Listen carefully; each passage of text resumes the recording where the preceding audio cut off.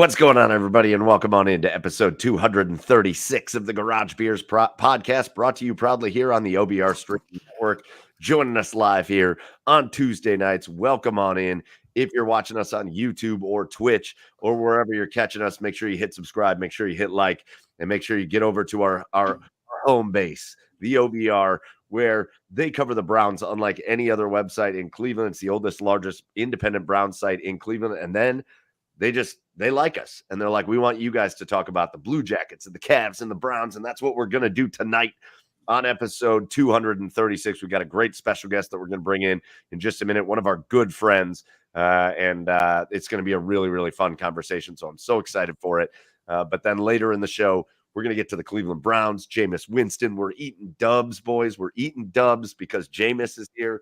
We're going to get to the perfect Cleveland Cavaliers and the start that they've had to the season. There's a lot of fun stuff going on right now, and we're going to hit all of it here on episode 236. I'm your host, Michael Keefe. Find me online at Garage Beers Mike, and joining me in the garage tonight, first, over on the east side of Cleveland. He's out on the porch again tonight because for some reason it's like 80 degrees as a high today. We're having just unseasonable weather, and Chad's just outside enjoying it. It's Chad Meyer at Garage Beers. Chad, what's up? Yeah. It's cozy. It's very cozy out here tonight. Yeah. You sound stuffed up. Would you have a cough, cold? Yeah, I it's that sinus thing that's going on. It's just that I think it's like the weather going up and down. So yeah, no, I feel great. All right, good. Boys, as the show goes on, my voice is going to keep doing this, and so by the end of this, we're going full Barry White, and I'm looking forward to it. Baby, I'm gonna butter your bread. Boys, I think I'm going to be able to make a run in our fantasy football league. I really do. Yeah. I just knocked the tits off of Joe's team. And then, did you see the score, Joe? I mean, I saw the score, but I didn't see the score. Did you see the score, Joe?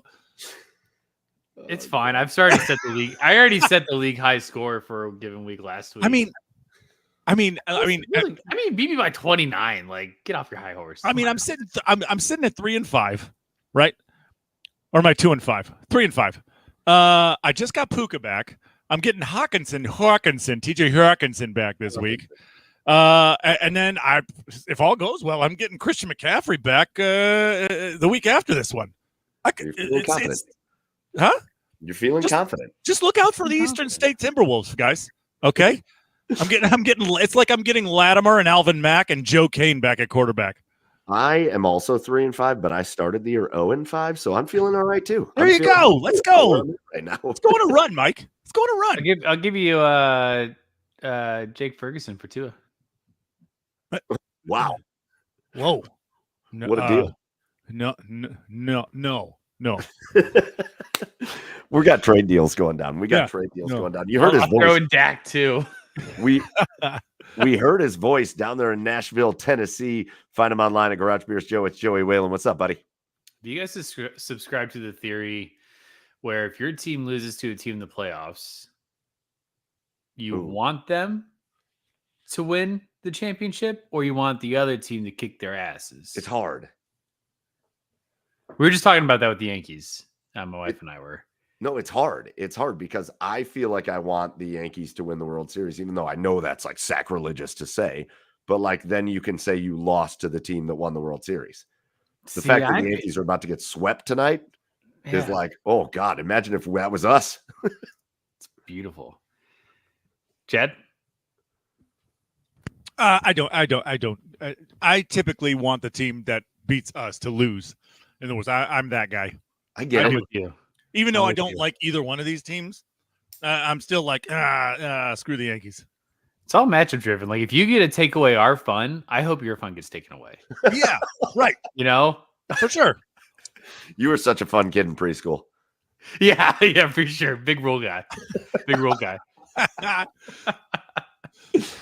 All right, boys. Well, listen, we've got a great night planned, but we're going to just go straight without further ado because I see him in the background here, and I want to get him in because this Columbus Blue Jackets season has started. And we obviously know everything that's gone on in the offseason, and it was just brutal and emotional. And I don't think you could have envisioned the start that the Blue Jackets have had. And again, they're not off to like a 9-0 start or whatever, but we're talking about a team that's top 5 in the league in goals scored.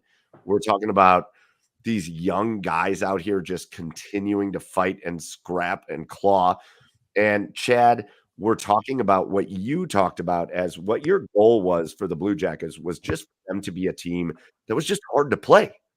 That's just going to be difficult on you night in and night out. And man, oh man, have the Blue Jackets been that and then some to start this year. So we're going to talk about it, and we're going to bring our special guest to do so. And he's a friend of ours, and he's a guy that's done a lot for us here on the Garage Beers podcast.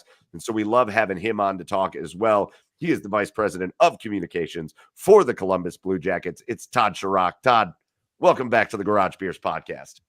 How you doing, boys? Good to be here. It's been a while.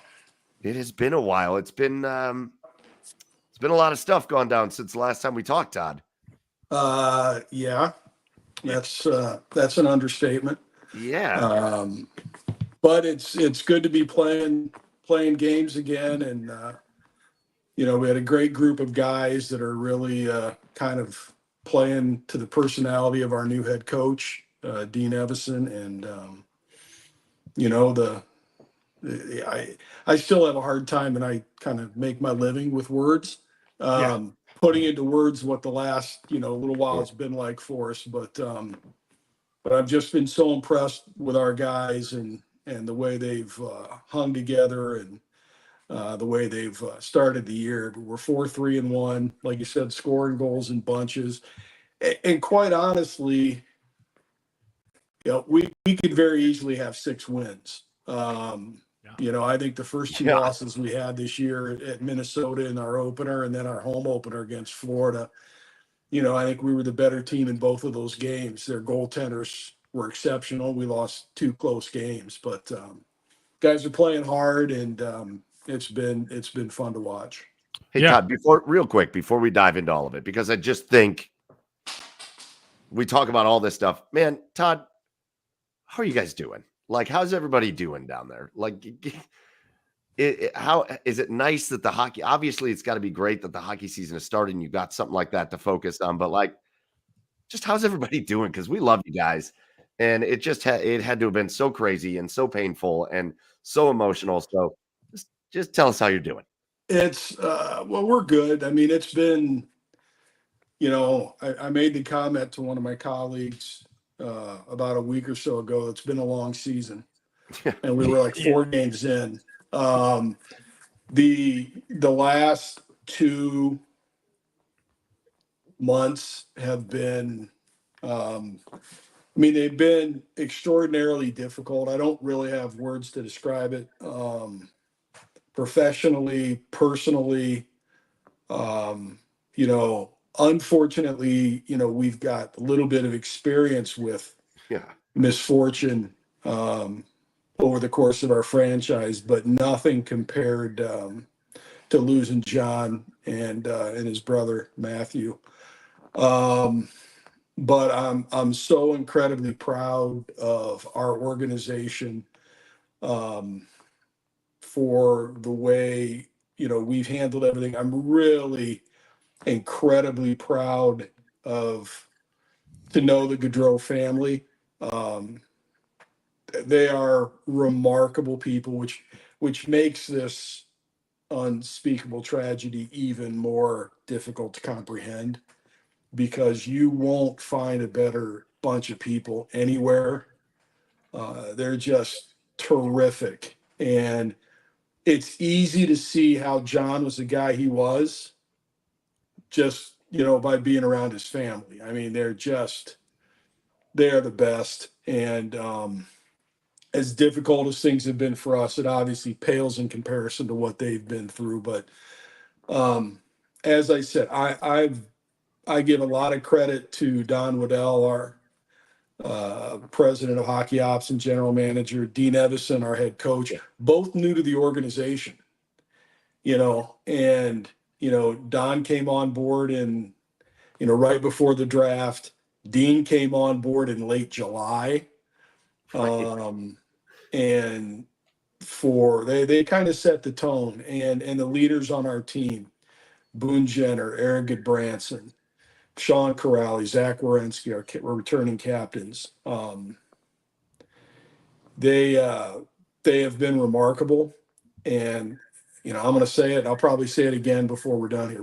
We've got a great group of guys, and they really, you're numb for a while, in total shock.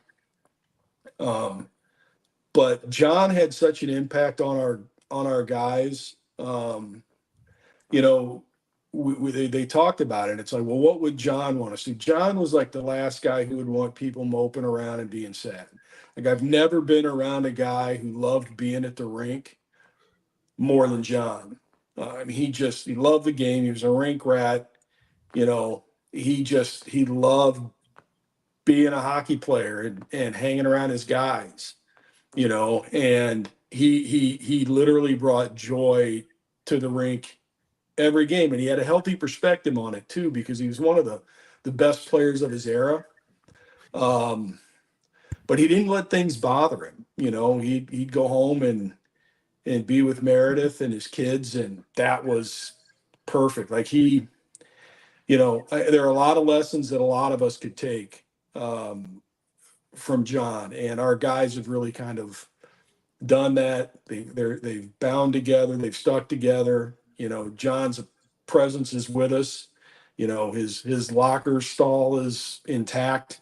We take his jersey on the road with us. He's got a locker on the road with us. We're obviously wearing a sticker on the helmet. We're wearing a patch on the jersey, and the guys are, by no means have forgotten, but they're trying to bring that joy to the rink. And I think John would love to have played on this team for this coach and the way they're playing, because John liked hard-nosed coaches, and Dean's that, but he wants guys playing hard. It's very simple. It's all black and white with Dean. Play hard. We may get beat, we may make mistakes, but we should never get outworked. And guys have really just embraced that.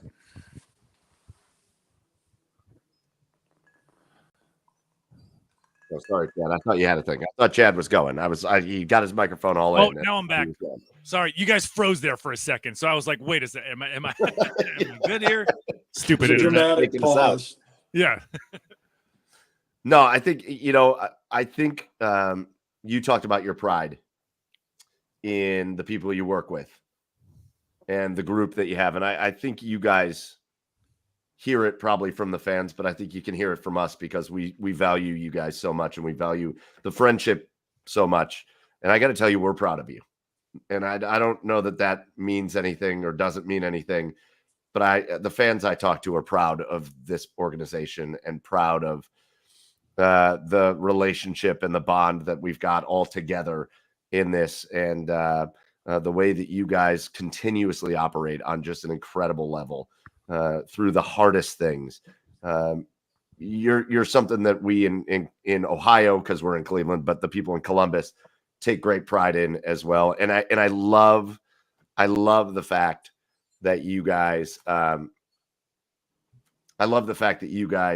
continue to talk about John, and it's not like it's a hard thing to talk about. It's like we want to celebrate him, and he's a part of us, and he's with us at all times. And I just think it's really cool. So we want to talk about the team. We want to talk about hockey. But you guys doing things the way you do makes it easier for everybody else to kind of get through this all together as well. Well, I appreciate that. And the other thing I should mention that really helped us was, just the outpouring of love and support from, our fans and the Columbus community. And even beyond that, like, it was national and international, and on a personal level, people I know inside and outside the game that reached out, but especially our fans. I mean, John loved playing in Columbus. He and Meredith were, we're so happy here. I know Meredith, when I saw her, when she was in town for about a week around our opener, it said she's gonna come back and spend time here. She's still got A lot of friends, obviously, and this is where they planned on being because it's a really special community. And as a matter of fact, yesterday I was walking to, it was during intermission of our game last night. I was going to visit a friend and his family who were there.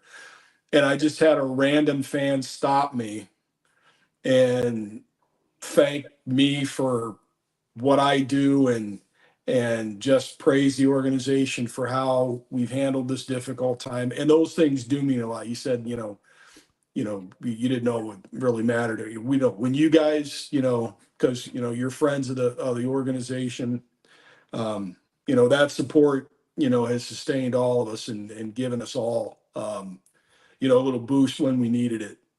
So we appreciate that, not only from you, but like I said, our fans have been terrific and really supportive, and that's helped all of us. For sure. All right, well, Todd, I mean, there's no easy way to transition out of that, but let's talk some hockey. I mean, you know what, real quick, and let's talk some hockey, but let's go around the horn and talk about what we're drinking while we talk hockey, because okay, Todd brought a beverage on. Okay, and it looks like wasn't it required? What's that? Yeah, I thought it was required. This is a cheer. I mean, this is a cheers moment. I mean, if you're right, if there ever was one. And it looks like Todd's classing up the joint with his beverage tonight. So, Todd, what's in the glass tonight? Well, we were a little short on beer, but I've got an old fashioned made with a little wild turkey bourbon. So I don't know about if I'm adding any class to it, but that's my beverage of choice most nights, and tonight's no different. Now, how long do you take to make one, Todd? Because Mike claims he takes about 20 minutes to make an old fashioned. You're so full of crap. You're so full of crap. Well, there's a couple things. I found some pre-made ones that are really good. So I take 0 time when I'm drinking that. Okay. I just ice, pour it in, maybe a splash of water depending on the pre-mix. But other than that, it's 5 minutes. I'm not a real, artiste when it comes to it. I don't want to waste time making it when I can be drinking it. Yeah. So, bingo. All right, Chad. What? Let's get right down to it. We can't all be muddlers, Mike. Yeah, exactly. You guys are assholes. Joe, you're still this last week of water, right? Last week of water. Technically, next Tuesday is okay. But I spiced it up. I got lemonade instead of water. I don't have my water, but we got a lemonade. A little 2 weeks. 2 weeks from today, Joey's back on the train, so I'm excited. 2 weeks of drinks. Yes. Chad, what are you drinking tonight? Well, Todd knows this one very well. I went to North High Brewing. I got the Oktoberfest from North High. It is a delicious beverage. It's one of the smoothest Oktoberfests I've ever had. I highly recommend you pick it up if you find it in your stores. Love that. Listen, I'm up in Detroit. I'm in the hotel room tonight, and I went to a great little brewery up here called Griffin Claw Brewing Company. And Joey, I texted you a picture of this. This is called the Macchiato. I'm not usually a coffee beer guy. I'm not usually a coffee beer guy. I think it's either 2 coffee or 2 beer, and it doesn't usually work for me. This is the best coffee beer I've ever had in my whole life. It is a stout. It is dark. Oh, yeah. It both tastes like a great coffee and a great beer all at the same time. So that's what I'm going with. I found they had a 4-pack for sale there. I grabbed it. It's delicious. I'm talking a lot of smack to people up here in Detroit about how they're gonna get their ass kicked in the Stadium Series game down at the So I'm doing the work here for the Blue Jackets while I'm up here. But I am gonna support that. That beer is delicious. That brewery was really cool. So Griffin Claw up here. That's what I got. So all right, Chad, you were going to transition us into hockey. So let's talk a little hockey. Let's talk about these incredibly fun Columbus Blue Jackets. My first question is simple, Todd. How much fun has this been? Has this start been? It's so much. I mean, I'm having so much fun watching this team on TV, but in person, it's got to be that much better. Yeah, I mean, it's Dean came in and he was pretty clear from the get-go. Not sure what happened there. He was pretty clear from the get-go. This is a team first mentality. The day that he was hired, we did his press conference. We were walking through the room where we went through our dressing room. And, in our room, all the players, had their individual stalls, and then above their stall was their nameplate, their number, and then an action photo of each player. And he said, first thing he said was, we got to get those down. No individual photos. So we went back. I pulled, I don't know how many stalls we have, maybe 26 in the room, whatever. And I went through last year's photos and pulled all photos, good photos of guys either celebrating, goal scores, but there had to be at least 2 guys or more in each shot. And then he said, every room I've ever coached, we've got a saying, this is earned, not given. So he told me where he wanted to have that put in the room. And he never wavers from that. Even like from a coaching staff standpoint, in our facility, we've got a big kind of central meeting area for the coaches, and then there are individual offices. And Dean's like, I'll never be in that office. We'll always be out here at the big center table. Nice. It's team. And, Dean was a hell of a player. He's not a very big guy, but he was tenacious. Like, he was a big time scorer in junior hockey in the Western League, like 100 some points, 40, 50 goals, and then he played a long time in the NHL. And he was just a scrappy, gritty, would fight anybody, tough as nails type of guy. He's the kind of player that our fans love. Like, they would have loved Dean Evison as a player. It's kind of like maybe a Derek Dorsett type, but probably a little more skilled than Doris was. Yeah. But that kind of guy, like, not the biggest dog in the fight, but like just kind of, you got to like kill him to stop him. But you hated playing against him. Right. And he came up in an era that was really tough, when the league was really, really tough, and a lot of fighting and everything else. He coaches with that same passion. He coaches with that same intensity, but it's honest. He's funny. He's just a terrific guy. And I think our team has really kind of adopted his philosophy. And that's the one thing that people have said, and other people have said, that we're really a fun team to watch. And that's because we're working hard, and we're scoring some goals. We've got young guys that are contributing, and it has been it's been a really good first couple of weeks. I think one of the things that's cool, and again, it goes back to the tragedy situation, but he gets hired, and then you don't really, not much. Everything was about everything else at that point. And so we didn't hear a lot from Dean. And I think that was by his own design, or your guys' design, in that there wasn't a ton of stuff coming from Dean. And I think a lot of times in a normal situation, you hire a coach and it's press conference, interview, and the city and the fans are trying to get to know the new head coach. And I really feel like we're getting to know Dean Evison through the play of his players. I mean, obviously now he's doing more press conferences and post games and stuff like that. But it just seems like such an abnormal situation, but you're getting to know this guy and his coaching staff through what you're seeing out on the ice. Yeah. And we would have done more things with Dean. We hired him. He was hired in late July, and then he was back and forth. He wasn't in town a ton early, and then obviously, John and Matthew were killed, and so it was different. So we didn't have him doing the things. We had him set up. He was going to come up and throw out a first pitch at a Guardians game and be on the pre and post game show on the artist formerly known as Bally Sports, now FanDuel Sports Network. And we gassed all that because it just didn't feel right to do it. But Dean's a huge baseball guy. He loves baseball. He's probably not too happy now. He's actually a Yankees fan. He's happy tonight. Yeah. Oh, is he? Is it? Last night. The Yankees just hit a grand slam. Oh, yeah. Well, he'll be happier tonight. But so we weren't able to get him out as much. But Like, he's a guy that wants to get involved in the community. Like, it's important to him.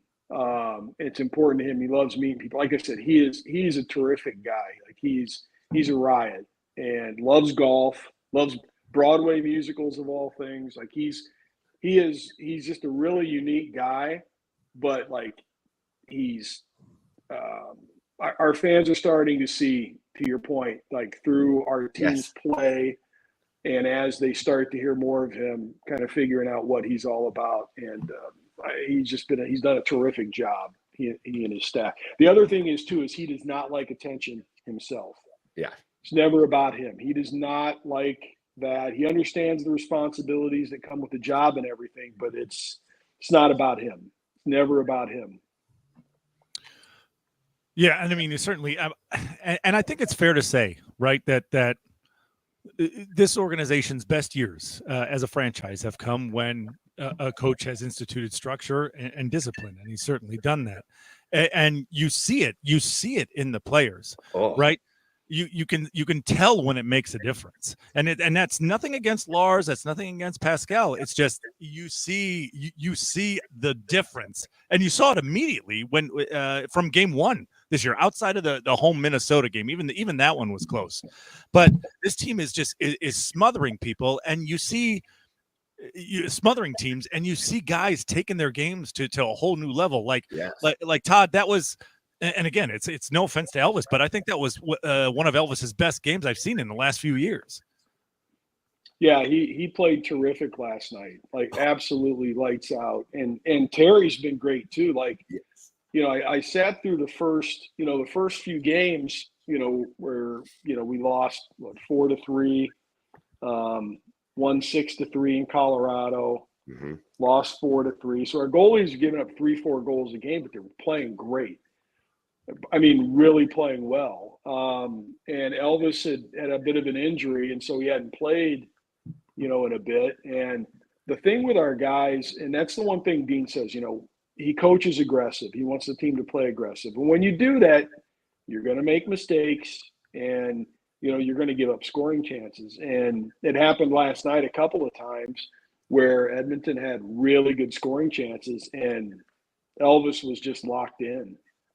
And, we all know in this league, if you get good goaltending, you've got a chance. I equate it back to when we, in 11-12, we had the worst record in the league by a country mile. In the offseason, we traded for Sergei Bobrovsky. We got Nick Foligno. We made the Nash trade, got in, brought in Dubinsky and Artem Anisimov and some others. So we made some changes to the roster, but Bob wins the Vezina. We go from dead last by a significant margin to we missed the playoffs that year on a tiebreaker. Right. So, I think our guys have a lot of confidence in both our goalies.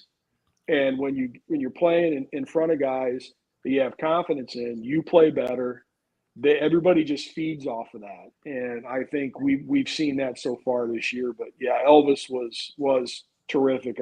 I felt awful that he didn't get the shutout last night. But as Dean said after the game, he's like, it's great to be excited about shutouts, excited about hat tricks or 3-point nights or whatever, but you need to be more excited about the 2 points and the win, and that's where our guys are. I know it's such a bummer. I know Elvis wanted to shut out. For sure he did. You could tell he was disappointed he didn't get it. But the most important thing was the team won. It was such a bummer. He said that after.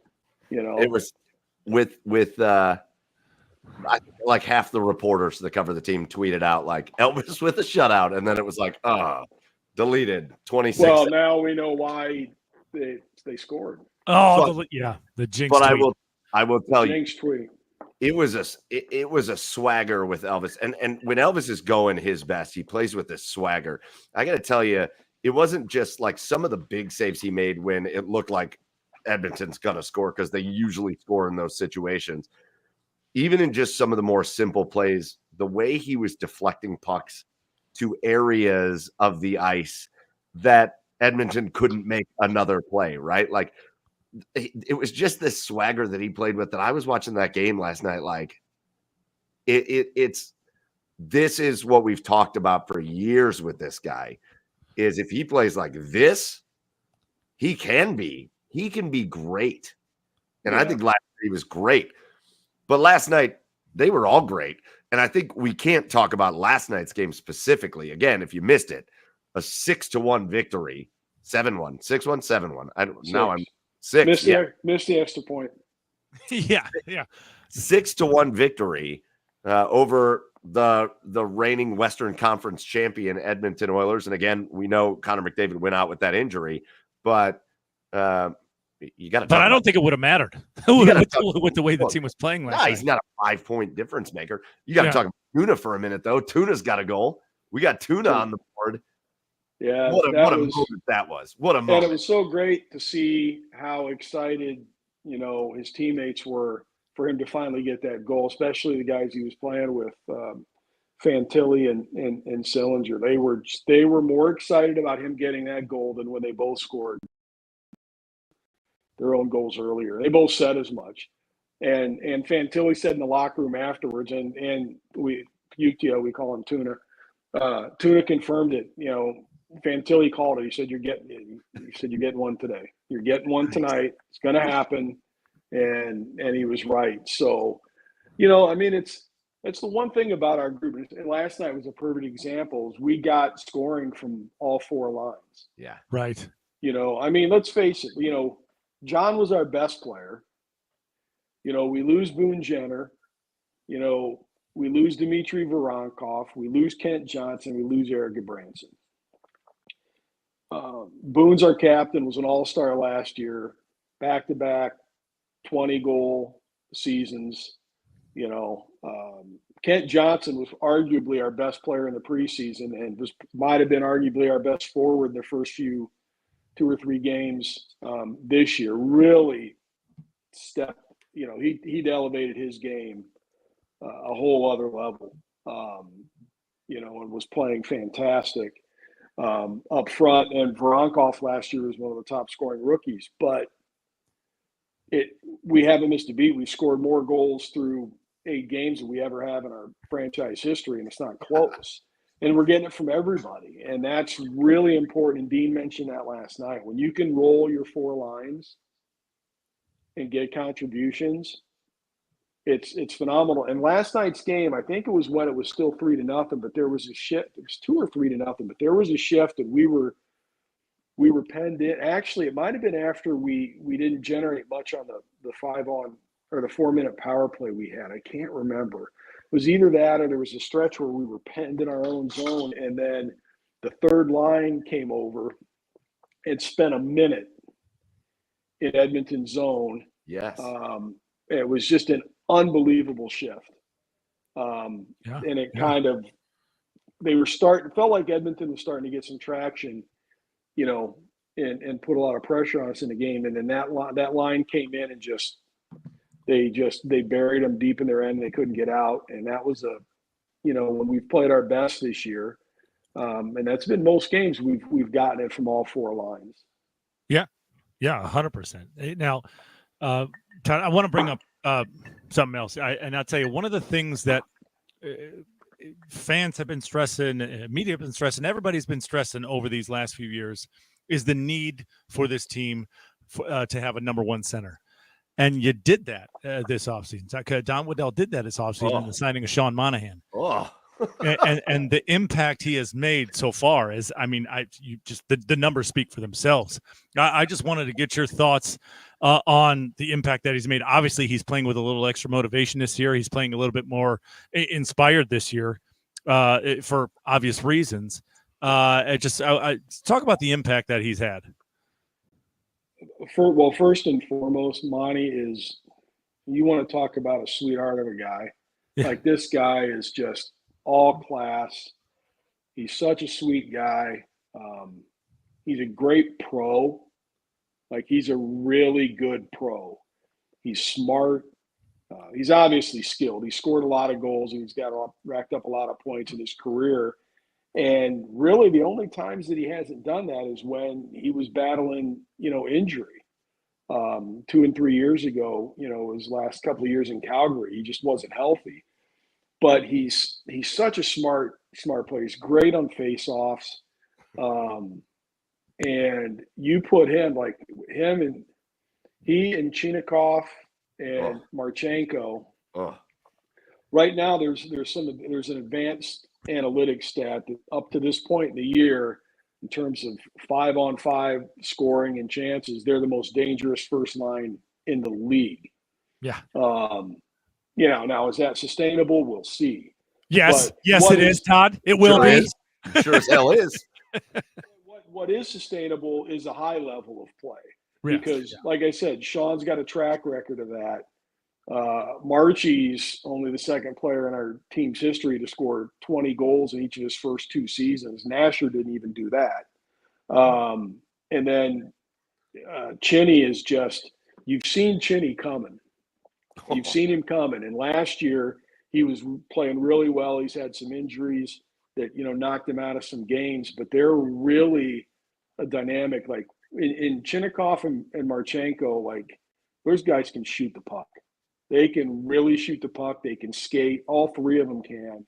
And like I said, Monty's one of the best face-off guys in the league. So he's really been a critically important guy for us, because then that lets Fantilli slot in it too, which is especially important with Boone hurt. Boone was most likely going to be on the wing this year, but you knew with Boone you could put him back in at center on a second line if you needed to. And because of the other injuries and the trickle-down effect, Sillinger's been phenomenal, in that third-line center role. Like last year, he had a tremendous year 2 ways. He's off to another really good start. He's just a really good 200-foot player. But because we wanted a little more pop offensively with Fantilli, so you move Silly up to the wing. And he had 3 points last night. Mo had 2, and Tuna got his goal. So none of that's really possible without Monty in that number 1 center spot. I mean, the lines this year are so – that second line, it's just the kids. It's Fantilli and Sillinger and Tuna right now. They just go out and they skate fast and they play hard. I think Monahan is the guy right now where you're like, man, this dude's on pace for 50 goals this season. He is playing incredibly. But then you go kind of towards the third and fourth lines, and you got guys like Matthew Olivier is playing unbelievably well to start this year. And you realize what the injury to him did last year, because you saw it in moments even last night, as recently as last night, where he was the fastest guy out there. He was out there outskating entire Edmonton teams to the puck. It feels like offensively it's coming from everybody right now. Yeah, and Golivier is he's 1 goal shy of his career high. And that's never been his role.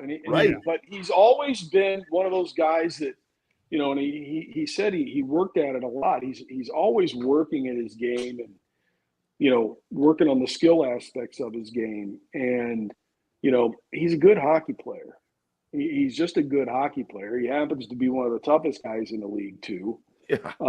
But he can play, and that's the game now. And it's been that way for some time in this league. If you're one-dimensional, you're not going to play. You have to be able to contribute. And Zach Aston Reese is another guy, that we signed late that's really done a nice. I mean, he fits in perfect in that, kind of third line role, because he's a straight line player, really smart, plays hard, hits, goes to the net, wins puck battles. It's all the things that Dean has preached and wants out of our team. And like I said, we've just got guys up and down the lineup from from Monahan, who's your number 1 center, to Corrali, who's your 4th line center, to also they're just bought in. They're bought in, and they're having fun. They're enjoying it, and it's good that we've been rewarded with a few wins here, and we'll just try to keep it going. Yeah, that's another thing I just find so impressive right now. Right, is this year, And again, it's another thing that we just haven't seen, Todd, is like, you have this kids on the second line, but they're sandwiched in between this tremendous veteran depth this year. And it's just, but you mentioned Zach Aston Reese, Kevin LeBanc. Yeah. Is another guy that you're looking at as well. And it's would it be fair to say that, that just being sandwiched in between that veteran leader, that veteran depth, it's almost really, and especially with those veterans playing well, that's almost really, not that they wouldn't have developed this year, but it's helping the kids develop as well, knowing that they've got this backup, these veteran backups on this third and fourth line that they know are going to play well.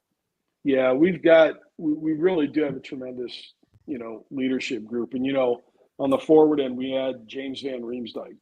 Yeah. Played 1,000 games. Another guy.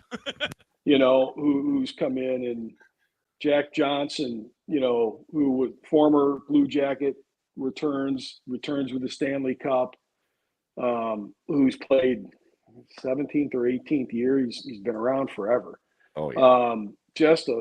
And he's still in as good a shape as he probably was when he was 20. Like, the guy's just a specimen, physically. And, we have veteran guys that show these young guys, there's a level of professionalism there, a work ethic, and it's just contagious. And, I think too, one of the guys that's really stood out for me early on, that's a little under the radar, is Ivan Provorov. Because Yes. with Gabranson going down, the right shot D, Provy's moved from the left side to the right, playing with Z, and Provy's been fantastic on his offside. Just gathering pucks, getting the puck out of danger, skating it out, passing it out, whatever it takes. He's just a really solid guy, and it's not always easy, to move to your offside, especially on the blue line.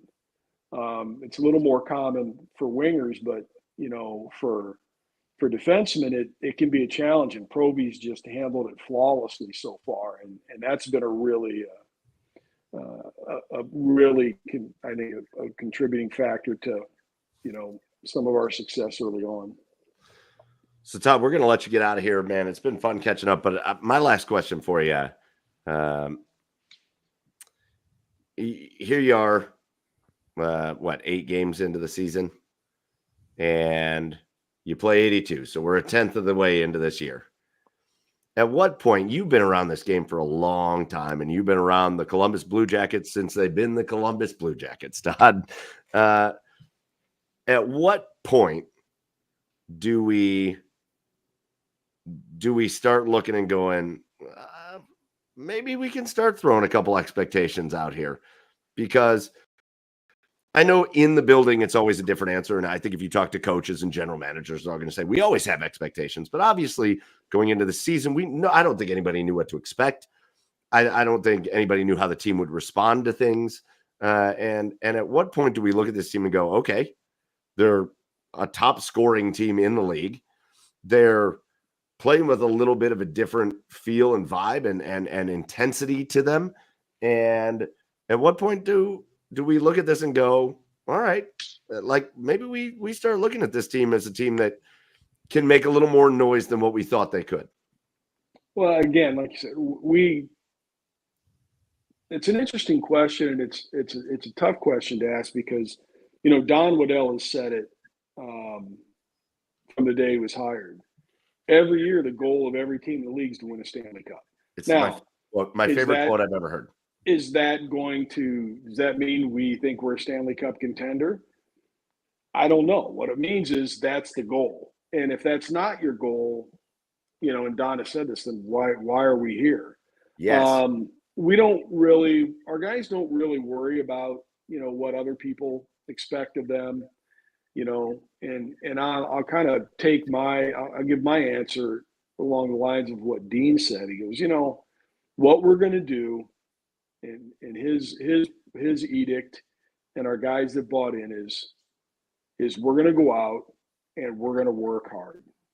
You know, there may be nights we don't have our legs. There may be nights when, you know, we just can't handle a puck, or we're not sharp and we're not crisp with our passing. But we're not going to get outworked. And if we do that, if we go out and we outwork the other team, we're going to give ourselves a chance. And then we'll see where we stack up at the end of the year. So what I think fans have seen is what they can expect. We're still a relatively young team, although we have, you know, some strong veteran players. I think this year we're 7th or 8th youngest, which I give Jack Johnson, you know, I blame him for moving us down on that list, just Jack himself at 37. But we're a tight group. We're a group that loves the game. They're going to work hard, and just going to go out and give everything they have, enjoy the game, and play it hard, play it the right way, and we'll see where we're at. I personally think, I've always thought we had a chance to surprise some people this year, but it's early. It's a long season. We'd like to think that, you know, the injury bug's already got us, so we'll start to have some good luck in that regard moving forward. Once we get past this, we get a couple of guys back anyway. You know, and we got there's a lot of things to be excited about. And like I said, that Stadium Series game on March 1st is going to be phenomenal. So if you haven't bought your tickets, get them now. It's going to be great. A lot of fun. Anytime you have a chance to beat a team from the state up north is always a good time. So, you know, I think we're going to be a fun team to watch all year. And I think as our young guys continue to develop, you know, it's just going to get better. Well, you heard the man. If you haven't bought your Stadium Series tickets yet, if you aren't buying your tickets to go watch Columbus versus Detroit at the Shoe at Ohio Stadium, if you haven't bought those tickets yet, I don't know what you're doing. But you better get online and buy them. But also, you don't have to wait. You don't have to wait until March 1st to go see the Columbus Blue Jackets. Get your tickets online. Check out the Columbus Blue Jackets, because Nationwide Arena still remains an amazing place to watch a hockey game. And again, whatever's happening on the ice is always what everybody's focus will be. But I always tell everybody, what you guys do off the ice, the organization, and how you run things is first class, and fans get to experience that in person at Nationwide Arena. So go see the Blue Jackets in person at Nationwide Arena. Get yourself warmed up for that Stadium Series game. Todd Sharrock, the Vice President of Communications for the Blue Jackets. It's been awesome having you on. It's been great catching up with you. Thanks for all the insight. Thanks for all the information. And again, as we say to you every time you're on the show, just thanks for being a friend of the show. No, I appreciate you guys. It's always a good time. Always enjoy the conversation and appreciate the support. So look forward to catching up again soon. All right, Todd, we'll catch you down the line. All right. See you, boys. Bye. Todd Sharrock, Vice President, Communications, Columbus Blue Jackets. What a guy. What a guy. Every time he goes off, I go, what a guy. What a fella. What he is. What a fella. What a guy. But again, it's every time we talk to Todd, it's no surprise why the Blue Jackets are as well run as they are. And he's such a major part of that. So big shout out to our buddy Todd Sharrock. Big shout out to the Blue Jackets for the season that they've had. Yeah, now we're going to talk about some other stuff. We're going to bring it back home to Cleveland. Our asshole of the week? I think we're going to go into asshole of the week first. Okay. Yeah, we're going to talk about somebody that's just been an asshole this week and that deserves to be called out. So, Chad, why don't you lead us off with asshole of the week this week? Oh, well, wow. Yeah, I actually have two. Tyreek Stevenson and Anthony Richardson. I'm going with this week. Anthony Richardson. Anthony Richardson, if you missed it, Anthony Richardson in the third quarter, in the middle of the game as a starting quarterback for an NFL team, just went, oh, God, I'm tired. Joe, can you come in for a play? Like, I'm not like, I'm not going to, no, I don't need to come out for the game. I just need like a handoff. Could you get a handoff? I'm 3-14. Yeah, cool. Whew. All right, now I'm good to go. I just need a quick breather. Yeah, what the hell are you doing? I love Chase Daniel does his podcast, and they were, I think he's with Diana Rossini, and they were talking about that, and he was like, some guys, he was talking to some other football players on the podcast, and they were like, well, yeah, like I've subbed off during games, and Chase Daniel was like, you weren't the quarterback of the team. Yeah. What? Yeah. Different position. You weren't the supposed franchise quarterback of your team. Oh, yeah. And then, of course, Tyreek Stevenson. What a fucking, as a Bears fan, I hate the face right now. I mean, to his credit, he did apologize on Twitter, but that doesn't make you any less of an asshole for doing what you did. You wave into the fans by when the game isn't over yet. And then, of course, you go over there. You missed the man you were supposed to cover. And tip it. And you got your hand on the ball to tip it to the game-winning receiver. You fucking asshole. It's fine. Yeah, Tyreek Stevenson and Anthony Richardson. There it is. All right, Joey, who's your asshole? Yeah, I was going to go Anthony Richardson on this one. I have nothing else to add. That was well said, Chad. Yeah. What are you doing? I'm gonna go super current. Did you guys see this Yankees fan tonight? I did. But then I saw your tweet. But then I saw your tweet, and I didn't know if I was going to go for it or not. Yeah. You know what? I went for it. He deserves it. I went for it. Whoa. If you missed it in Game 4 of this World Series, and it looks like the Yankees may extend this series, but I don't remember who even hit it, but one of the Yankees players hit a foul ball. It was first batter. It was Gleyber Torres. Gleyber Torres. Yes, that's right. Foul ball down the right field line. Mookie Betts is playing right field for the Dodgers. He ranges over. He jumps up at like right at the wall, and he makes the catch. Just clear as day. Great catch. And these two Yankees fans grab his mitt while his head is up on the wall. They grab his mitt and they like fight. One of them is holding his wrist and the other one is holding the glove, and they fight. They pry open his glove and force the ball out. Yeah. And I don't know whether I think it's the biggest asshole move or not. I'm like, I think it's both. They were immediately ejected. Like immediately. Yeah. They paid like $1,000 to have their seats and immediately got thrown out of the game. Oh, more than that. Hey, that's okay, huh? I'll just come to Game 5 tomorrow. That's fine. I'll just come to Game 5 tomorrow. They might be done for a long time. I think it's a very big asshole move, but an all-time moment. All-time World Series moment. Yes. Thank you for saying that. That's how I felt when I watched it. I've seen fan moments where I thought, oh, that fan sucks, and I hate that person. I didn't feel that with this. I thought, oh, what a moment we just watched. And it was really stupid. Like, you're not going to get away with it. But then I loved, after the fact, they were arguing with the umpire, going, well, his glove was out of play. His glove was in the stands. So these are the stands. That's the field. It was an all-time moment. All-time. I think what helps with that is like the right outcome. Like, they called him out essentially for it. Correct. Yeah, there's because the right outcome came out of it. Like, I feel like it's kind of fun. Still an asshole move, but it wasn't like the, reaching over, robbing a home run. Yeah, it's not like there's nothing to it, right? It happened. He was out. They got ejected. Like literally everything that was supposed to happen happened.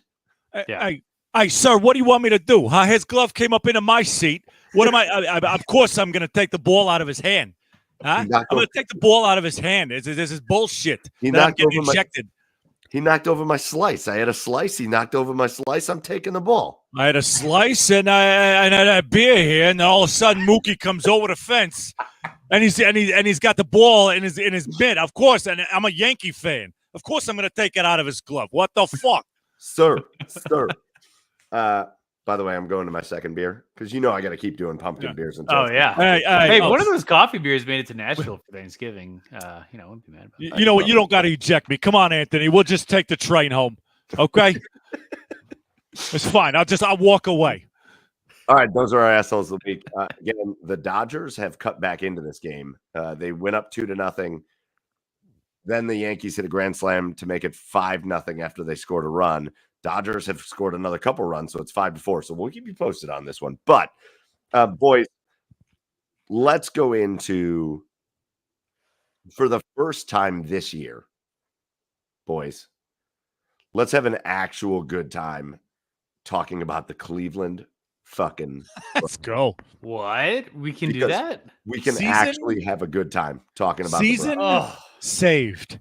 Season saved. And by that, I don't mean playoffs. By that, I mean as long as Jameis Winston is starting at quarterback, I will watch the Browns. I was seriously at a point where I did not even want to watch a game anymore. Dude, but let's go back to the first thing there, because I think we'll go to that. But guys, I want to know this as fans. Where have you let your brains wander off to? Where have you let your brains? Because you, Chad, you immediately said like season saved. I don't mean playoffs, but like I got to tell you, I've let my brain go. Like, yeah, we could hit the playoffs. We can make the playoffs. Well, Like, my brain is there. I mean, of course, my fantasy is to make the playoffs, but I also try to stay grounded as a Browns fan. I mean, I've been one my whole life, so I got to stay grounded. I'm not gonna get into wishful thinking now, but yeah, of course, like in my head that and I wasn't gonna say it out loud, but now I will say it out loud. Of course, they can make the playoffs, Dude. If you can do what they did, if you can do what they did to the Baltimore Ravens, you can beat literally anybody. I want to set my expectations a little lower. I want to Fuck say no. Fuck you, Joe. I want a winning record against the North. Okay, That's what I want. so just 1-1 so far. Great start. Yeah. Great start. You can definitely beat the Bengals next time. Oh, probably the easiest win of the season. Yeah. Can we take a quick time out? Like, Mike, you sound like you're trying to be quiet right now. Like, are you trying not to like wake the neighbors? Like, why are you like I am a little bit, because the last 2 times we've done the podcast and I've been in a hotel, I've gotten complaints. Oh shit. Okay. All right. Understood. So there is a little bit of me that's trying to be a little bit more quiet than normal. Yeah, like it. a portable sound booth or something. I don't love it. I'm trying to be reasonable for the people around me. Yeah. Also to have a great time. So like, yeah. we'll Just bring insulation with you. That for every road trip you go on from now on. That way you can just cover the walls, soundproof your hotel room. Next time I'm in a hotel room, I'm gonna have like a sleeping bag over my head, and I'm gonna be this close to the camera. Yeah, built the quilt over you. Just make the Equinox into a mobile studio. Yeah, that's right. The Equinox. It's a trailblazer. You son of a bitch. My bad. It's not nearly big enough to be an Equinox. So can we have an honest moment about the Cleveland Browns for a minute? Because I don't know why I keep seeing this discussion online, but I do keep seeing this discussion online. It's all the quarterback. Yeah, 100%. Like I want to be real clear. I want to be real clear to everybody that watches this, that listens to this, whatever. It wasn't the play calling. Right. The play calling was the same. Yep. And I know Ken Dorsey called the plays, but God damn it, he called a very Kevin Stefanski game, didn't he? Yeah. 1000%. As you would have expected. Yeah.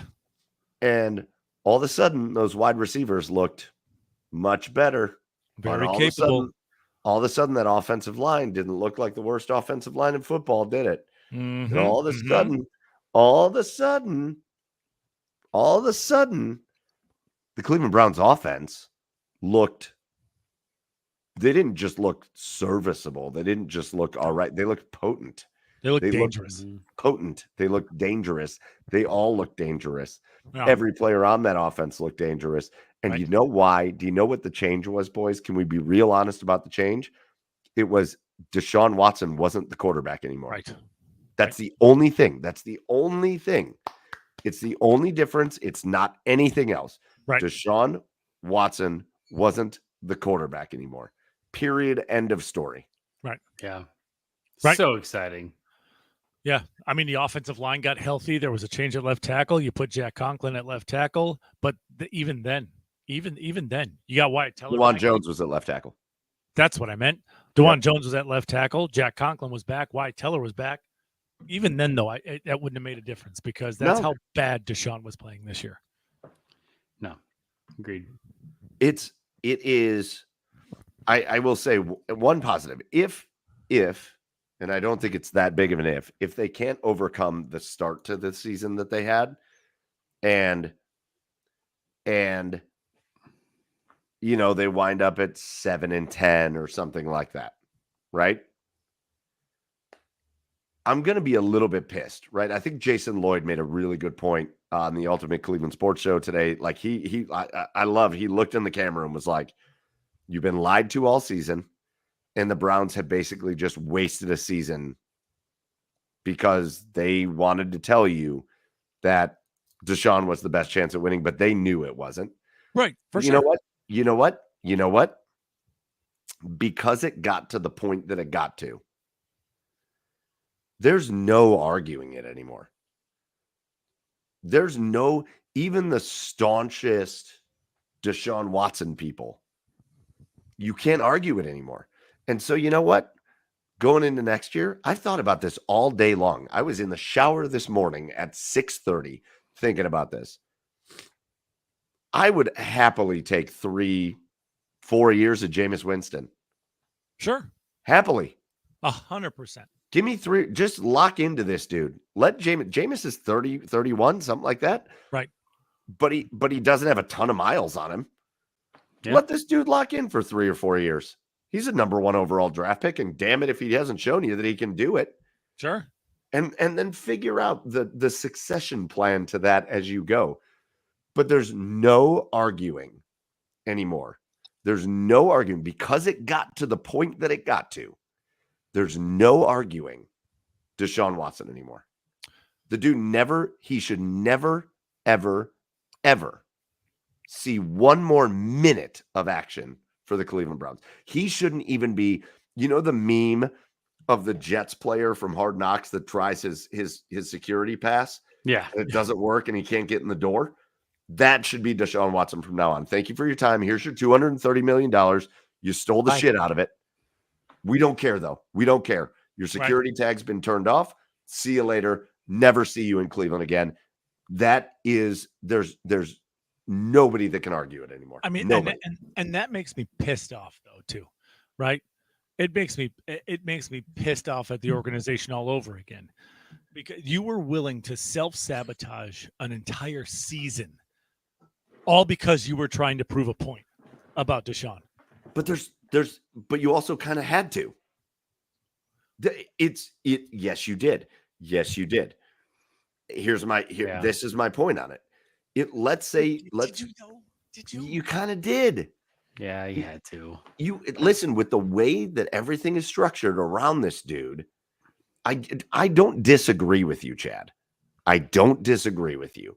But the way you're paying this money to this dude and you're structuring everything around this dude, you almost had to have a year like this where he made it so clear that he was the worst player in football, and yet you just kept trotting him out there. You gave him enough leash to hang himself, and that's what he did. So you can be mad about this season, and listen, I get it. Like Myles Garrett's not going to get younger, Nick Chubb's not going to get younger, Wyatt Teller's not going to get younger. I understand that, Chad, and you're not wrong about that. But now you have a path to move forward, and nobody can argue it. Nobody. It was the only way out of it. That's it. It's the only way. I agree with that. Yeah. I'm not drunk, MC Lawrence. I am not drunk. It's a sinus infection, and I'm in a hotel. Leave me alone. Leave me alone. Mike very well could be drunk. This I'm is not, not a thing. Like, Mike drinks a lot of beer. Listen, if I was drunk, 100% would tell you, but not there. Not there yet. Too early in the show. Too early in the show. Right. You're only on the second beer in the past hour. Thank you. Thank you for saying that. So anyways, the Browns move on. They put Jameis Winston in. And again, I feel for Kevin Stefanski, although now it's like, all right, let's go. In that they made DTR the backup at the exact wrong time of the season, because who could have predicted a torn Achilles? But I think what Jameis Winston is showing you, boys, is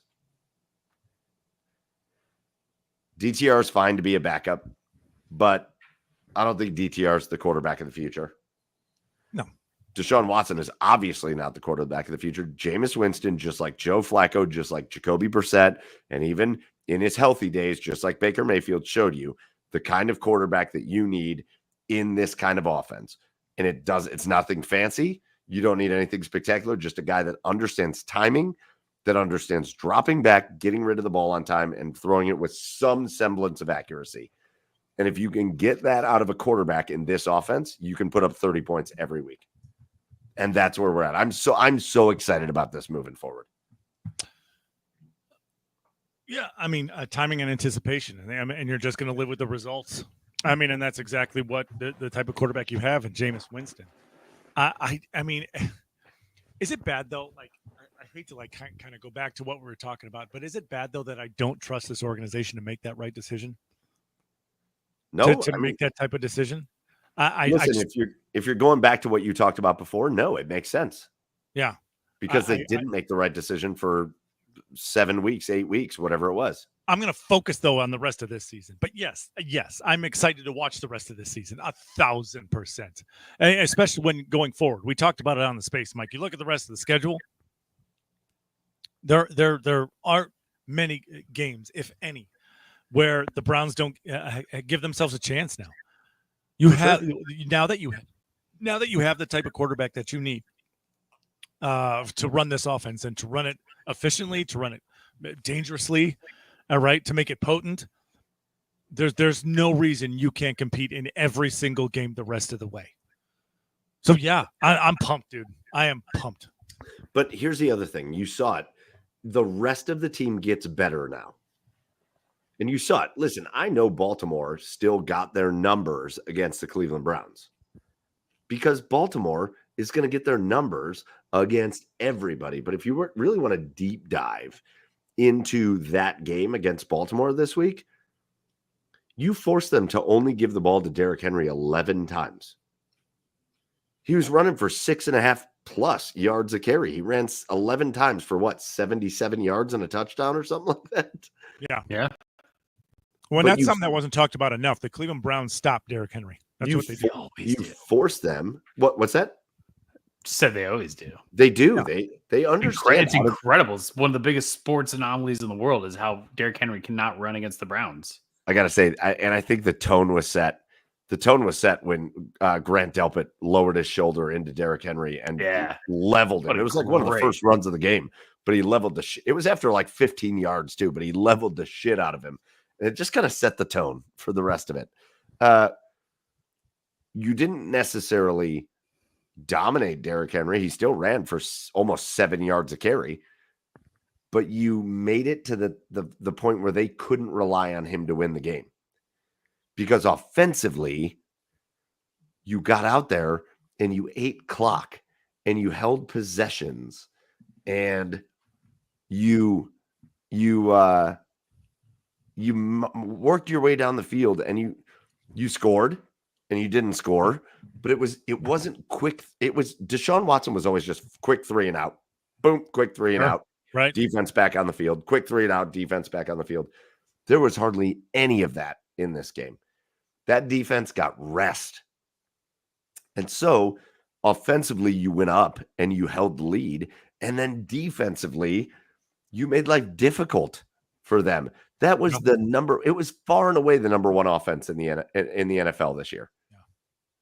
Yeah. How many times do you see Lamar Jackson throw his helmet down in frustration? He did it multiple times that game. You frustrated the hell out of that Ravens offense. Well, and look at you're seeing it like Chris MS says in the comments. Take out that 140-yard run by Derrick Henry. Exactly. Now he's got 37 yards on 10 carries. Right. And I know that's all revisionist, but like I just feel like the reason I'm so excited, I don't have to watch that trash bag human being anymore play quarterback because he fucking sucked. But also, every bit of me believes that what we saw with the Cleveland Browns last year with Joe Flacco is exactly what we're going to see with the Cleveland Browns with Jameis Winston. He's going to throw interceptions, just like Joe Flacco did. He's going to make some boneheaded plays, just like Joe Flacco did. But ultimately, when he is on the field, he's probably going to keep you on the field for a good amount of time. He's going to let that defense get rest, and the Cleveland Browns are going to play the kind of football they want to play. And the only thing that's different, in my opinion, from last year to this year is that Nick Chubb is going to be on the field. And all of a sudden, I know people like to devalue the running back position, but with Nick Chubb on the field and with him getting more and more carries every single week, I really do think the Browns can go on a torrid stretch of football here. Well, and that's really all it is, right? I mean, it's the Browns. What the Browns proved, what Jameis Winston proved this past Sunday, is that the Browns are a good football team. They just had a Deshaun Watson problem. That's really all it was. I mean, it simply put, it was a Deshaun Watson problem, like you said, like pointed out earlier. I did get a text. I don't know why Bandito can't comment, but he said the Haslam era is 79, 123, and 1. Yeah. But like, they haven't been set up this way. They remember the beginning of the Haslam era was searching for the stability that they have now. Right. Remember, it was Mike Lombardi and Joe Banner and a really horrendous situation. Yeah. And it was Rob Chudzinski and Mike Pettin and Johnny Manziel. And I don't think a lot of that's indicative of what they have now.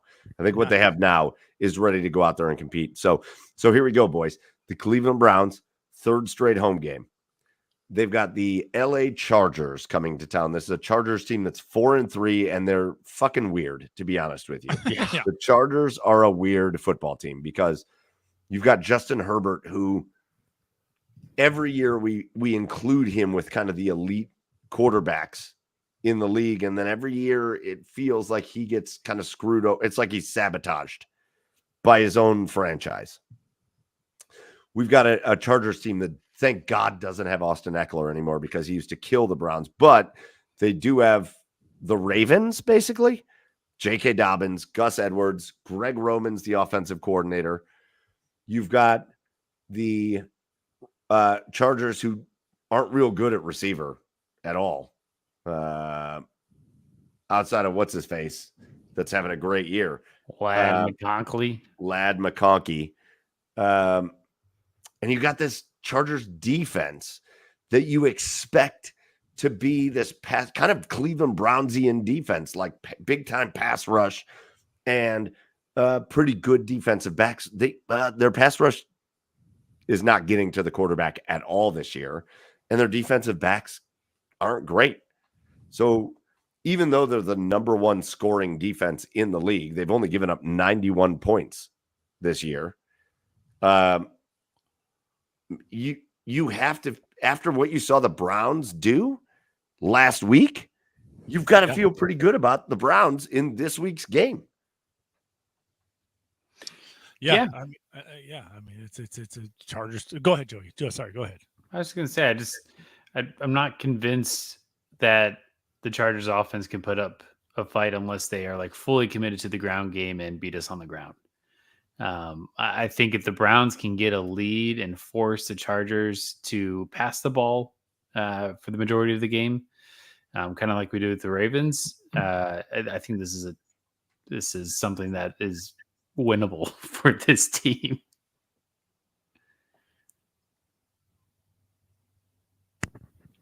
Yeah. Chad? Sorry. Yeah, I mean, I think so. I mean, this is just kind of I look at the Chargers and I just go, like I don't go, they're not a bad football team, but they're not a superior football team by any means. They're not a good football team by any means, but they do some things well. I mean, they run the football. I mean, obviously any Harbaugh team is going to run the football and run it a lot. I'm not impressed with their passing game as well. I mean, you mentioned Lad McConkey, but he's their leading receiver so far through 7 games with only 370 yards. So they are not the most efficient passing team. So if you can make them one-dimensional, I mean, with the way this Browns team can get after the football, I think that's I think that's going to bode well for him. I mean, I think the biggest question that you have is how good can this Browns defense be against the rushing attack without JOK? I know Mohamed Diabate filled in nicely for him against the Ravens, but it's a little bit of a different rushing attack against when you play the Chargers as opposed to the Ravens. So I think that's probably the biggest question on defense, because I am not worried about this secondary being able to recover this being able to cover this receiving core at all. Well, listen, you do have two big questions defensively. One, you brought it up, JOK. We don't know what the JOK situation is yet. There hasn't been like an official report on it, other than he spent the night in the hospital, and then he was released yesterday from the hospital, and he sent out a tweet that just said, "Hey, all is good." And then we got reports today that he was at the facility, like walking around. So we don't know what the JOK situation is at this point. One player we do know the situation is Denzel Ward, because Denzel did suffer his 6th concussion of his career. So Denzel will not be playing in this game. And I think that makes a difference. But again, with the Cleveland Browns, the way they've built themselves defensively, you got guys that can step up in those positions. So for me, it's just offense. Play that offense. And the area that the Chargers are pretty good at, they're +6 in turnovers this year. So they are a good turnover team. I will say Jameis and the Browns got real lucky a couple times this last week, but so did the Ravens. I know everybody likes to throw that out, but like the Browns got real lucky, especially at the end of that game, because Kyle then hangs on to that football. That game is over. But he drops the football. Then you've got the Cedric Tillman touchdown, his 2nd of the game, and you win the game. You've got to be able to overcome some things like that. But man, if the offense just can go out there and stay on the field and eat up clock and move the ball on this Chargers defense, which they should be able to do, man, I feel real good about it. I feel real good about this. And listen, 3-6 right now. 4-6 into the bye week. I'm feeling good. I'm feeling pretty good. You mean 3-6 into the bye week? Oh, I'm sorry. They're 2-6. It would be 3-6 into the bye week. You're right. Correct. I'm sorry. We've only won 2 games. I am just trying to give us all the wins now because I believe in them. I believe in them now. But even still, 3-6 into the bye week. When you look at the division and when you look at the AFC, if you go 3-6 into the bye week, you're right there fighting for a wild card slot right there. So this season, as bad as the start was, with that one dude that isn't going to play here anymore, it all looks very different. So, boys, let's go around. Predictions for this week's game against the LA Chargers. I said I wouldn't give the Browns a win in prediction until we got a win. That lasted 1 week. So that's great. I just go back to I'm not confident this Chargers team can put up a lot of points on our defense. So let's go ahead. Let's do a little 27-13 Browns. Whoa. Nice. Touchdown victory for the Browns. Nice. Oh, wouldn't that be nice? It'd be nice. It'd be great. Yeah. I want to wish that.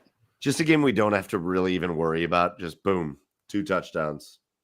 Yeah. We're out. Oh, God, it'd be nice. Yeah. Chad. I think Dicker the kicker gets about 6 field goals in this game. Shit. And it's 24-16 Browns. That'd be 18. It'd be amazing. Whatever. If they got 6 field goals and then they only scored 16 points. That'd be unbelievable. Yeah. I'm a -1. It's the Chargers are an anomaly of a team because they've got this talent out there and they've got this core. I really do believe in Justin Herbert, but they only score 18 points a game. Like, it's not a good offense. Yeah. They score the ball well. So I said it on the doghouse. I'm going to say it here. I'm going to say 27-21 Browns. But again, I have no reason to believe that Jameis Winston isn't going to pull the same kind of magic that Joe Flacco did. I just have no reason to believe it. I think he's every bit as good of a quarterback at this point in his career. And I've got and the weaknesses of Joe Flacco kind of equal the weaknesses of Jameis Winston. And so get out there, dude. Gunsling it. If you throw an interception, shake that shit off because you'll come out the next series and throw a touchdown. I'm excited about it. Look, we got the Browns fans are back. Don't do the thing where, like, I think he was trying to throw to Tillman in the end zone, and Tillman was like 12 feet to the right. Yeah, and he threw right to the Ravens defender. Yeah, don't do that. Don't do that. Just like well, that to be fair, at that point, that's the full Jameis experience, Joe. That's the roller coaster of Jameis Winston. Yeah. Chris says 35-16 Browns. MC Lawrence says 31-24 Browns. If more of them come in, I'll put them up on the screen. But I also think this. Zook Zuchenko says it. Let's go ahead and let's go 2-0 against the Harbaughs. Let's go. Yeah. Let's go. Against the Harbaughs. That'd be beautiful. All right, boys. It's already 10:20. So last topic of conversation for the night, but we would be remiss if we did not talk about the other team playing in Cleveland right now because their season just got underway. And since the last time we talked, the Cleveland Cavaliers have been perfect. The Cleveland Cavaliers got their season underway last week. I think it was Wednesday of last week. So I think they haven't even played since the last time we talked. They've played 4 games since then. They've played 3 really bad teams. They beat Toronto. And then they beat Washington. And they beat, who was the third team they beat that was really bad? The Pistons. Detroit. The Pistons. Yep, the Pistons. But I'll tell you what, last night's game, the Cleveland Cavaliers at 3-0 go into New York. They play at Madison Square Garden, where there's been a whole lot of losing over the weekend. Well, maybe I'll just shut up about that. And they go into Madison Square Garden, and in a game that really, game 4 of the year, it felt like a playoff game. It felt like a playoff game. Sure. It was a defensive slugfest. The effort was maximum on all sides of that game. And the Cleveland Cavaliers, after falling behind by like 10 points early in the game, they come back and they win that game because Darius Garland goes for 30-plus points and was amazing. And Donovan Mitchell was amazing. And Evan Mobley was amazing. And the bench was good. And boys, I think we got – I said it all offseason when they hired Kenny Atkinson to be the coach. I said I think that's the biggest move they could have made this offseason. Mm-hmm. Outside of re-signing players like Donovan Mitchell and Jared Allen and whatever, I think the biggest move of the offseason was getting a coach that was going to change things for this franchise and that was going to put these guys in a better position to succeed. Kenny Atkinson has started his head coaching career with the Cavs by doing just that. They are a real tough basketball team, and I am so excited about it. I mean, if reports are true, I could be an NBA coach. No. Yeah. If reports are true, I could totally be an NBA coach. You sound when about him going into halftime, him showing them a clip of like 11 offensive boards and him going, no, fix that. And the players just going, okay. And they fixed it. So if that's all it is, I could totally be an NBA coach. You're so stupid. Helps when you trust the coach. Hey, if our lowest scoring game is, getting 110 points on offense 4 games in the season, that's pretty cool. Yeah, this is an offense. In their opening game, 136 points against Toronto. That's the highest scoring output in a regular season game in Cavaliers history. In just a 4-quarter non-overtime game. Their offense has been great. They're flowing. They're moving the ball. It's not just it's not sticking. That's what we talked about with the Cavs for the last couple of years, is that they had this awesome defensive identity, but then offensively, the ball would just stick. It would get into one guy's hand, and it was like, well, hopefully that guy does something with it. Now, man, they are going down. They're running set plays. They're playing incredible offense, and again, you're seeing wins come out of it. That's and between that and between There was a moment last night in the game, boys, where Evan Mobley's starting to realize just who he is. And I think that's a huge part of the success formula for the Cavaliers. Evan Mobley is starting to realize it happened in the third quarter last night. All of a sudden, they were giving the ball to Evan Mobley, and he was looking in front of him and seeing Karl Anthony Towns. And he was going, this dude can't stop me. And he was just backing down Karl Anthony Towns and scoring buckets left and right over him. That is such an emphasis for this team. The development of that dude is palpable 4 games into this season. Again, easy coaching. Hey, go beat up Cat. Easy. Coach Meyer, hire me. Yeah, well, yeah. It'll go well. 3 games into the season, you've lost by 77 points a game, and Coach Meyer's fired. Hey, guys, we're missing shots. Stop that. Stop it. Hey, guys, goal is to make shots. Quit it. Do better. Yeah, right. So anyways, the only other thing we got to talk about. Tomorrow, Rocket Mortgage Fieldhouse. Wednesday night. Cavs and Lakers. And apparently, we're going to see LeBron on the court together. Because they've already announced that they're going to do that. What's the reception? What should the reception be? I mean, cheers. I mean, nobody should boo. There's no reason to boo it. Right? Yeah. I mean, I don't see any reason. I mean, even though I disagree with how this whole thing went down, yeah, there's no reason not to boo it. It's also Who cares? LeBron. It's also where LeBron James Jr. was born and raised, right? Like, yes, sure, but like, I don't know, how many more times are we going to do this? He's already come back like 4 times with different teams, and like, I know that, but I just think I don't really care about the reception for LeBron. I think that'll always be a warm reception, but like for the kid, he's coming home and he's no threat. Like, I mean, he never he's played no threat. here. He never played here. So I know, but he's from here, and it's cute. We don't do that for everybody, though. I think it's just because it's LeBron's kid that it's a big deal. I don't know. Yeah, I guess that's true. Silent treatment would be awesome. I mean, Larry Nance never got that reception, and he played here. Yes, he did. He got that reception all the time. Larry Nance Jr. Didn't get that reception, and he played here. Yes, he did. No, he didn't. Yes, he did. Go look at his days with the Lakers and when he came and played in Cleveland. People gave him like ovations. No, please. Welcome home. No, there was no welcome home Larry Nance Jr. videos. No, I don't mean a video. They don't need to do a video for LeBron Jr. What are you talking about? I just mean like the fan reception. I just think it's kind of cool. The kid's from here.